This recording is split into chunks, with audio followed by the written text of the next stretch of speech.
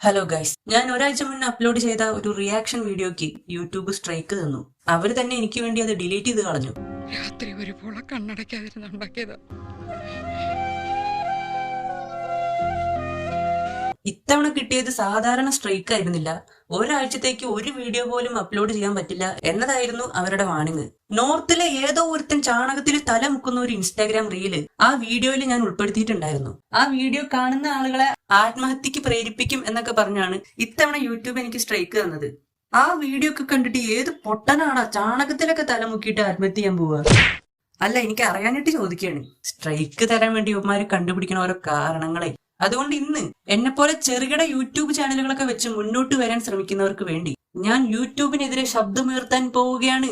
നീ ആരടാ എന്നോട് എതിർക്കാൻ? ഇങ്ങോട്ട് ഇറങ്ങി വാടാ എരപ്പാളി.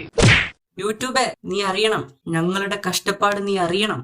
പൊതുവെ ഇൻസ്റ്റാഗ്രാം, യൂട്യൂബ്, ഫേസ്ബുക്ക് ഇതിലൊക്കെ ആരുടെങ്കിലും ഒരു വീഡിയോ കണ്ട് എന്തുകൊണ്ട് എനിക്കും ഇതുപോലെ ഒരു ചാനൽ ആയിക്കൂടാ എന്ന ഒരു സെക്കൻഡ് നേരത്തെ തോന്നൽ കൊണ്ടാണ് ഒരു യൂട്യൂബർ ഉണ്ടാവുന്നത്. കയ്യിലുള്ളത് ജാംബവാന്റെ കാലത്തെ ഫോണാണെങ്കിലും ആ ഫോണിന്റെ ഉള്ളിലെ ബാറ്ററി 2 പ്ലേറ്റ് ബിരിയാണി തിന്നവന്റെ വയറ് പോലെ വീർത്തിരിക്കുന്നുണ്ടെങ്കിലും അതൊന്നും തന്നെ ഒരു തുടക്കക്കാരൻ യൂട്യൂബറെ തളർത്തുന്നില്ല. ഇതൊക്കെ എല്ലാവർക്കും അറിയാവുന്ന കാര്യമല്ലേ? ഓർമ്മിപ്പിച്ചതാ പ്രസിഡന്റ്, ഒന്ന് ഓർമ്മിപ്പിച്ചതാ. എങ്ങനെയെങ്കിലും യൂട്യൂബിൽ വീഡിയോ ഇടണം, വ്യൂസ് ഉണ്ടാക്കണം, ഫേമസ് ആവണം, കാശുണ്ടാക്കണം. ഇതിലേതെങ്കിലും ഒന്നിലായിരിക്കും അവന്റെ മനസ്സ് മുഴുവൻ. അങ്ങനെ അവൻ കഷ്ടപ്പെട്ട് ഒരു ചാനൽ തുടങ്ങുകയാണ്. ഒരുപാട് കഷ്ടപ്പെട്ട് വെറൈറ്റി ഒക്കെ പിടിച്ചുകൊണ്ട് അവൻ ആ ചാനലിന് ഒരു പേരിടുകയാണ്. പുറമെ ഉള്ളവർക്ക് അതൊരു ഊളപ്പേരായിട്ട് തോന്നുമെങ്കിലും ഒരു യൂട്യൂബറെ സംബന്ധിച്ച് അവന്റെ ചാനലിന്റെ പേരിൽ എന്നും അവൻ അഭിമാനമാണ്. യൂട്യൂബ് ചാനൽ തുടങ്ങിയ ശേഷം അടുത്തത് വീഡിയോ ഇടണം. ഒരു ചാനൽ ഉണ്ടാക്കാൻ ചുരുങ്ങിയത് ഒരു 15 മിനിറ്റ് മതി. ഈ 15 മിനിറ്റ് കൊണ്ട് തന്നെ ചാനലും വേണ്ട, ഒരു കോപ്പും വേണ്ട എന്നൊക്കെ പറഞ്ഞ് നിർത്തിപ്പോകുന്ന ആൾക്കാരും ഉണ്ട് കേട്ടോ.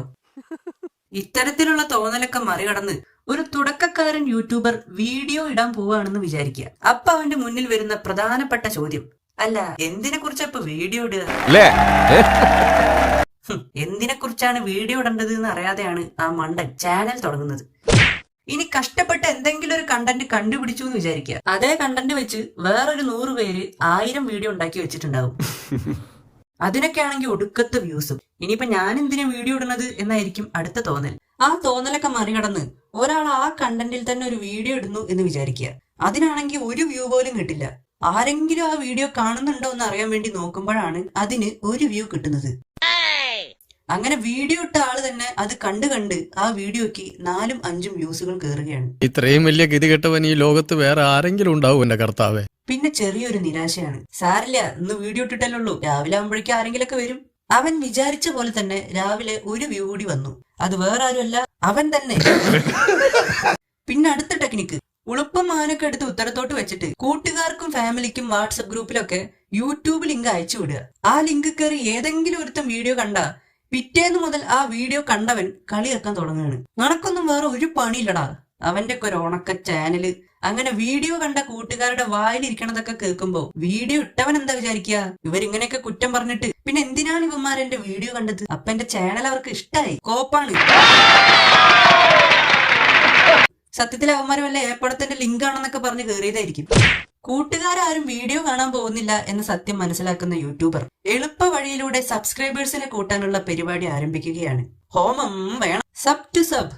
എല്ലാ തുടക്കക്കാരായ യൂട്യൂബേഴ്സും ഒത്തുചേർന്ന് സബ് ടു സബ് എന്നൊരു ഗ്രൂപ്പ് ഉണ്ടാക്കിയിട്ടുണ്ടാകും. അതിലുള്ള എല്ലാ മെമ്പേഴ്സും ഓരോരുത്തരുടെയും വീഡിയോ പരസ്പരം കാണണം, ലൈക്ക് ഇടണം, സബ്സ്ക്രൈബ് ചെയ്യണം, കമന്റ് ഇടണം. എന്നിട്ട് അതിന്റെയൊക്കെ സ്ക്രീൻഷോട്ട്, ആധാർ കാർഡ്, നികുതി അടച്ച റെസിപ്റ്റ് ഇതൊക്കെ എടുത്ത് അയച്ചു കൊടുക്കണം. അങ്ങനെ ആ ഗ്രൂപ്പിലുള്ള എല്ലാവരുടെ വീഡിയോയ്ക്കും വ്യൂസുകൾ കിട്ടുകയാണ്. അങ്ങനെ അതൊക്കെ കണ്ട് യൂട്യൂബർ സ്വയം ഉൾപുളകിതം കൊള്ളുകയാണ്. ഇതൊക്കെ വെറുതെ ആണെന്നുള്ള സത്യം ആ പൊട്ടന്മാർക്ക് മനസ്സിലാവുന്നില്ല. അങ്ങനെ സബ് ടു സബിലൂടെ സബ്സ്ക്രൈബേഴ്സിനെ ഉണ്ടാക്കിയ യൂട്യൂബർ അവന്റെ ചാനലിനെ കുറ്റം പറഞ്ഞ കൂട്ടുകാരുടെ മുന്നിൽ മാസ് കാണിക്കുകയാണ്. നീയൊക്കെ എന്റെ ചാനൽ സബ്സ്ക്രൈബ് ചെയ്തില്ലെങ്കിലും എന്നെ സപ്പോർട്ട് ചെയ്യാൻ വേറെ ആൾക്കാരുണ്ടടാ, ദാ കാണ്. സബ് ടു സബിലൂടെ സബ്സ്ക്രൈബ് ചെയ്ത മണ്ടന്മാരെല്ലാം ഡെഡ് സബ്സ്ക്രൈബേഴ്സ് ആണ്. അതായത് ഒരാൾക്ക് നമ്മുടെ കണ്ടന്റ് ഇഷ്ടമായിട്ട് അയാൾ ചാനൽ സബ്സ്ക്രൈബ് ചെയ്ത അയാളാണ് റിയൽ സബ്സ്ക്രൈബർ. ബാക്കിയുള്ളവരെല്ലാം താൽക്കാലികം മാത്രം. അതുവരെ അവനിട്ട വീഡിയോക്ക് പുറത്തു നിന്നും ഒരു വ്യൂസ് പോലും കിട്ടില്ല. അവന്റെ ഓരോ വീഡിയോയ്ക്കും വരുന്ന കമന്റുകളൊക്കെ ഇങ്ങനെയായിരിക്കും: നിന്റെ ചാനൽ ഞാൻ സബ് ചെയ്തു, എന്റെ ചാനൽ നീ സബ് ചെയ്യുമോ? സൂപ്പർ വീഡിയോ, ഒരുപാട് ഇഷ്ടായി, കീപ് ഗോയിങ്. അങ്ങനെ ഒരു മാസത്തിന് ശേഷം ഈ സബ് ടു സബ് സബ്സ്ക്രൈബേഴ്സ് എല്ലാവരും ഒരനക്കം ഇല്ലാതെ ടാറ്റ പറഞ്ഞു പോവുകയാണ്. വീഡിയോസിനൊന്നും വ്യൂസ് ഇല്ല, കമന്റ് ഒക്കെ വളരെ കുറവാ, കാണാൻ വന്നവരൊക്കെ അതുപോലെ ഇറങ്ങി പോവുക. ടെലിഗ്രാമിലെ സബ് ടു സബ് ഗ്രൂപ്പുകളെല്ലാം പിന്നീട് നോക്കുമ്പോൾ രാജ് ബെറ്റ്, ഗോപാൽ ബെറ്റ് എന്നിങ്ങനെ ഓരോ പേരിലും മാറിയിട്ടുണ്ടാവും. നിറക്കണ്ണുകളോടെ യൂട്യൂബേഴ്സ് മനസ്സിലാക്കുന്നു തന്റെ ചാനൽ അടപടലം മൂഞ്ചി. ഈ ഒരു ഘട്ടമാണ് ഒരു സാധാരണ ചെറുകിട യൂട്യൂബറെ സംബന്ധിച്ച് പ്രധാനപ്പെട്ട ഘട്ടം. ഈ ഘട്ടത്തിൽ ഒട്ടുമിക്ക ആളുകളും മനസ്സും അടുത്ത് ചാനൽ നിർത്തിപ്പോവും. എന്നാൽ ചിലർ അതിലും തളരില്ല. വീണ്ടും മുന്നോട്ട് എങ്ങനെയൊക്കെയോ എന്തിന്റെയൊക്കെയോ സ്ക്രിപ്റ്റ് എഴുതി വീണ്ടും വീണ്ടും വീഡിയോ ഇടുകയാണ്. അങ്ങനെ വീഡിയോ ഇട്ട് ഒടുക്കം എങ്ങനെയൊക്കെയോ ചാനലിന് പുറത്തു നിന്ന് 100-150 സബ്സ്ക്രൈബേഴ്സിനൊക്കെ ഒപ്പിച്ചെടുക്കും. ഈ ഒരു പോയിന്റിൽ വെച്ച് നമ്മുടെ യൂട്യൂബറിന്റെ കോൺഫിഡൻസ് കുറച്ച് കൂടുകയാണ്.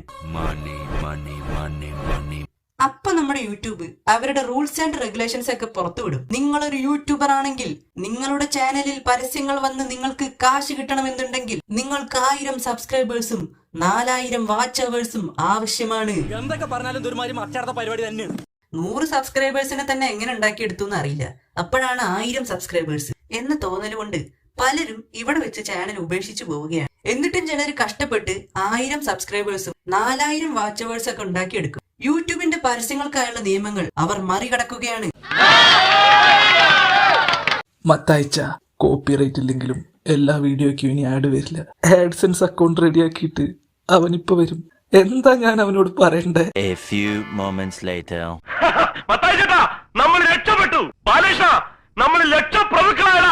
എന്താ മത്തായിച്ചേട്ടാ ബാലകൃഷ്ണ? ഒരു മാസം കൊണ്ട് $100 തികച്ചാലേ യൂട്യൂബിൽ നിന്ന് ഇനി പൈസ കിട്ടൂ. ബാലകൃഷ്ണ, കാറിൽ അമ്മ ഇരിക്കുന്നടാ. നീ പറഞ്ഞത് കേട്ട് ഞാൻ ജോലി രാജിവെച്ചു. ഞാൻ ഇനി എന്ത് ചെയ്യും? അങ്ങനെ സവാള പോലെ യൂട്യൂബിന്റെ നിയമങ്ങൾ ഒന്നിനു പിറകെ ഒന്നായി കൂടിക്കൂടി വന്നു. $100 ആക്കാനായി കഷ്ടപ്പെട്ടിടുന്ന വീഡിയോക്കെല്ലാം എന്തെങ്കിലുമൊക്കെ കാരണം കണ്ടുപിടിച്ച് അവന്മാര് കോപ്പിറൈറ്റ് സ്ട്രൈക്ക് കൊടുക്കുകയാണ്. ഒരു ചെറുകിട യൂട്യൂബർക്ക് തന്റെ വീഡിയോ അപ്ലോഡ് ചെയ്യുമ്പോഴേക്കും സ്ട്രൈക്ക് വരികയാണ്. ഒരു തൊലിഞ്ഞ വീഡിയോയിൽ BGM ഇട്ട് ഇറക്കിയിരിക്കുന്നു. ഇന്നാ പിടിച്ചോ നിന്റെ ഉമ്മുമാനെ കെട്ടിക്കാനുണ്ടാക്കിയ വീഡിയോക്ക് ആഡ് സ്യൂട്ടബിലിറ്റി. ആ പാട്ട് അവന്റെയാണ്, ഈ തല ഇവന്റെയാണ്. ഇതൊന്നും നടക്കില്ല.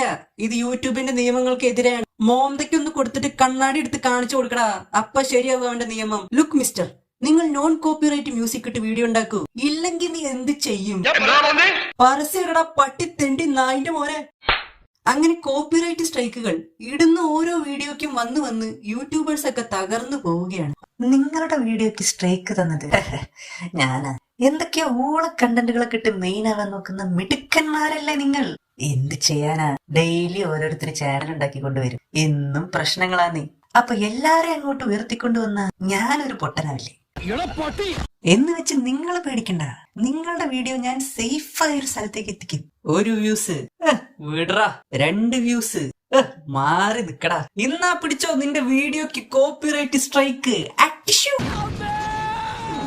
ആരൊക്കെയോ തുണി അലക്കുന്നതിനും ആരൊക്കെയോ എന്തൊക്കെയോ പ്രാന്തുകൾ കാട്ടിക്കൂട്ടുന്നതിനും വ്യൂസുകൾ കൊന്നുകൂടിക്കൊണ്ടിരുന്നു. ഉഡായിപ്പ് വർക്കുകൾ കാണിച്ച പല യൂട്യൂബേഴ്സും യൂട്യൂബിൽ കൊടി കുത്തി വാണു. അവന്റെയൊക്കെ തംബ്നെയിൽ കണ്ടിട്ടുണ്ടോ? സിനിമാ നടൻ മോഹൻലാൽ പുഴയിൽ വീണു. വീഡിയോ എടുത്ത് നോക്കുമ്പോ എന്താ, നരൻ സിനിമയിൽ ലാലേട്ടൻ തടി പിടിക്കുന്ന സീൻ. പൊങ്കാല ഇടാൻ പോയ നടിക്ക് സംഭവിച്ചത് കണ്ടാൽ നിങ്ങൾ ഞെട്ടും എന്ന് തംബ്നെയില്. വീഡിയോ എടുത്ത് നോക്കിയപ്പോ പൊങ്കാല ഇടാൻ വേണ്ടി ഇരിക്കുന്ന തങ്കിയും ശിവണ്ണനും. ഇമാതിരി വീഡിയോസ് ഒക്കെ ഇട്ട് ചിലര് കാശുണ്ടാക്കിക്കൊണ്ടിരുന്നു. അപ്പൊ നിങ്ങളുടെ ചെറുകിട യൂട്യൂബേഴ്സ് ഒക്കെ തോറ്റുപോയെന്നാണോ? അല്ല, അവർ വീണ്ടും വീണ്ടും വീഡിയോ ഇട്ടുകൊണ്ടിരിക്കുകയാണ്. എപ്പോഴെങ്കിലും അവരുടെ ചാനൽ രക്ഷപ്പെടുമെന്ന പ്രതീക്ഷയിൽ അവരിപ്പോഴും വീഡിയോസ് ഇട്ടുകൊണ്ടിരിക്കുന്നു. ഇത്രയൊക്കെ കഷ്ടപ്പെടുന്ന പാവം യൂട്യൂബേഴ്സിന് ഇനിയും ഇതുപോലെ സ്ട്രൈക്കുകളൊക്കെ കൊടുത്ത് ഇല്ലാതാക്കരുത്. നിന്റെ വയറ് നിറഞ്ഞോന്ന് എനിക്കറിയില്ല. എന്റെ വായിലെ വെള്ളം പറ്റിയതുകൊണ്ട് പോട്ടട പാട്ടിയുടെ തേണ്ടിട മോനെ.